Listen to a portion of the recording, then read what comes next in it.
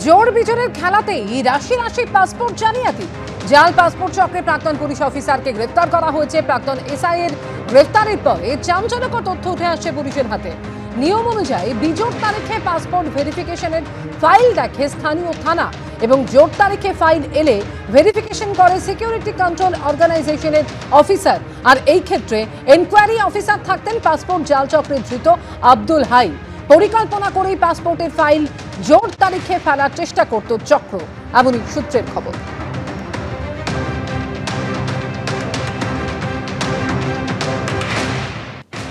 Passport জালিয়াতি কাণ্ডে সর্ষের মধ্যেই ছিল ভূত। এবার গ্রেপ্তার হলেন কলকাতা পুলিশের সদ্য অবসরপ্রাপ্ত সাব ইন্সপেক্টর। ধৃত আব্দুল হাই সিকিউরিটি কন্ট্রোল অর্গানাইজেশনের পাসপোর্ট সেকশনে কর্তব্যরত ছিলেন। পুলিশ সূত্রে দাবি, জোর বিজোড় তারিখের সুযোগ নিয়ে বেছে বেছে ভেরিফিকেশনের নামে জালিয়াতি।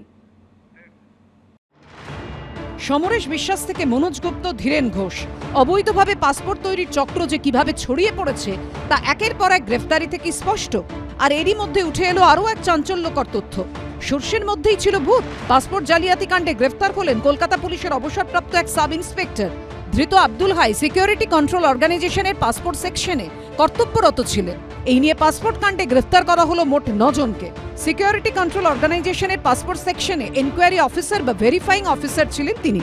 ওই বিভাগে 2.5 বছর চাকরি করার পর 2023-এর 31 অক্টোবর অবসর নেন আব্দুল হাই।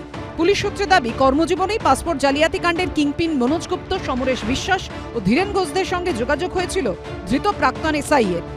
পাসপোর্ট জালিয়াতি কাণ্ডে পুলিশের হাতে গ্রেপ্তার এবার প্রাক্তন পুলিশ অফিসার আব্দুল হাই নামে যাকে গ্রেপ্তার করা হয়েছে। তিনি সিকিউরিটি কন্ট্রোল অর্গানাইজেশন সেখানে কর্মরত ছিলেন এবং সেখানে ভেরিফাইং অফিসার হিসেবে কর্মরত ছিলেন। শুক্রবার রাতে উত্তর 24 পরগনার অশোকনগরের বাড়ি থেকে গ্রেফতার করা হয় অবসরপ্রাপ্ত সাব ইন্সপেক্টরকে। কোনো সমস্যা কোনোদিন আজ পর্যন্ত আমি শুনিনি যে কোনো একটা সমস্যা হয়েছে, কোনোদিন কোনো অফিসার কোনো কিছু বলেছেন যে কোনো একটা সমস্যা হয়েছে, এটা কেন করেছেন ওটা কেন করেছেন, কোনো রকম ত্রুটি আজ পর্যন্ত হয়নি। কিভাবে কি ফাঁসানো হয়েছে, কি হয়েছে, কোনো সামান্য কিছু হলে বড় করে ফাঁসানো হতে চেষ্টা হয়েছে, না হলে এইভাবে কেন নিয়ে যাওয়া। রাত কটার সময় ছিল? 11:30। কিন্তু কিভাবে পাসপোর্ট জালিয়াতির সঙ্গে জড়িত ছিলেন অবসরপ্রাপ্ত সাব ইন্সপেক্টর?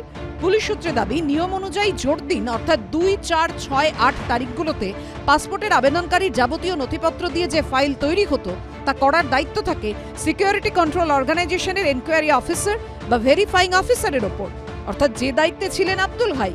আর বিজোড় দিনগুলিতে সেই কাজ করতেন থানার অন্য সাব ইন্সপেক্টররা। পুলিশ সূত্রে দাবি, পাসপোর্ট জালিয়াতিতে ধৃত মনোজ গুপ্ত ট্যুরস অ্যান্ড ট্রাভেলসের মাধ্যমে 150 জন বাংলাদেশের নাগরিককে ভারতের পাসপোর্ট বানিয়ে দিয়ে ইউরোপে যাওয়ার পথ করে দিয়েছিল ধৃত ধীরেন ঘোষ।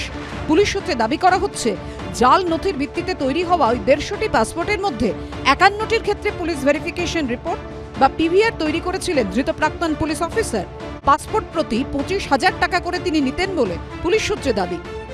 এর আগে যখন প্রোডাকশন হয়েছিল বাকি অভিযুক্তদের, তখন আদালতের তরফে কিন্তু কার্যত একটি ভাষাতেই ভৎসনা করা হয়েছিল যে যারা ভেরিফিকেশন করেছিল এই ভুয়ো পাসপোর্টগুলোর, তাদেরকে কেন তদন্তের আওতায় আনা হচ্ছে না, তাদেরকে কেন গ্রেফতার করা হচ্ছে না, কেনই তদন্তকারীরা তৎপর হয় এবং অবশেষে হাবড়া থেকে এই প্রাক্তন সাব ইন্সপেক্টর পাসপোর্ট সেকশনে তাকে গ্রেফতার করা হয়েছে। এদিন আলিপুর আদালতে ধৃতকে তোলা হলে সরকারি আইনজীবী দাবি করেন, 51 জন পাসপোর্ট আবেদনকারীর নথি ভেরিফাই করেছিলেন আব্দুল হাই এবং তার জন্য দেয়া নথিতে যে ঠিকানার উল্লেখ ছিল তার কোনো অস্তিত্ব নেই। জাল নথির ভিত্তিতে পাসপোর্ট পাইয়ে দেওয়ার বিনিময়ে ধৃতের ব্যাংক অ্যাকাউন্টে টাকা ট্রান্সফার হয়েছিল।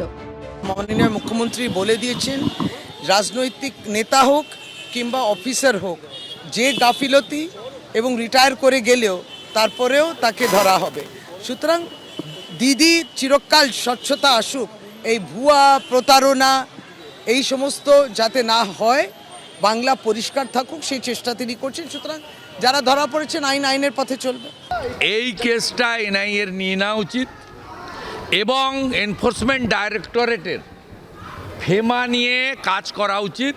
পুরো বর্ডার এলাকাতে তৃণমূলের লোকেরা আধার, এপিক, পাসপোর্ট সব 2 নম্বরিতে যুক্ত। সব পক্ষের বক্তব্য শুনে 18 জানুয়ারি পর্যন্ত ধৃতকে পুলিশ হেফাজতের নির্দেশ দিয়েছেন বিচারক। পাসপোর্ট জালিয়াতি কাণ্ডে ইতিমধ্যেই কলকাতা পুলিশের একজন হোমগার্ডের মোবাইল ফোন বাজেয়াপ্ত করেছেন তদন্তকারীরা।